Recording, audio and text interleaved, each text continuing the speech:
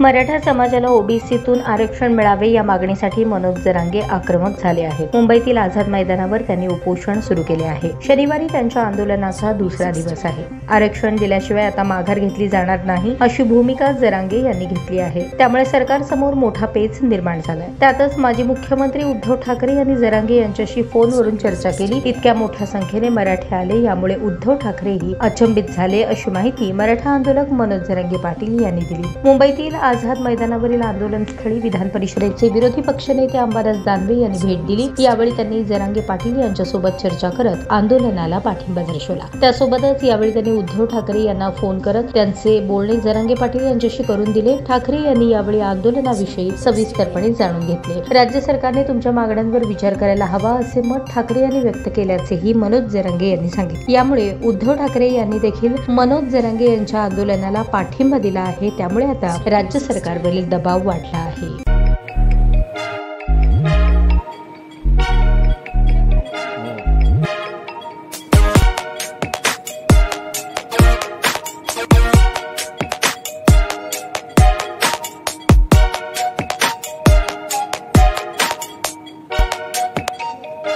सोलापूर शहरातील सुप्रसिद्ध हॉस्पिटल म्हणजे सेंट्रल मल्टी स्पेशालिटी हॉस्पिटल मागील अनेक वर्षापासून सेवा बजावत आहे। 24 तास इमर्जन्सी सर्व्हिस, मॉडर्न टेक्नॉलॉजी, अनुभवी डॉक्टर्स तसेच अत्याधुनिक तंत्रज्ञान सुविधांनी सुसज्ज स्त्रीरोग प्रसूती विभाग, ऑर्थोपेडिक विभाग, मेडिकल विभाग आणि इतर एकमेव नाव म्हणजे सेंट्रल मल्टी स्पेशालिटी हॉस्पिटल।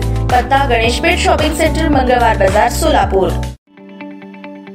ताज्या बातम्या पाहण्यासाठी प्राईम महाराष्ट्र न्यूज चॅनलला सबस्क्राईब करा।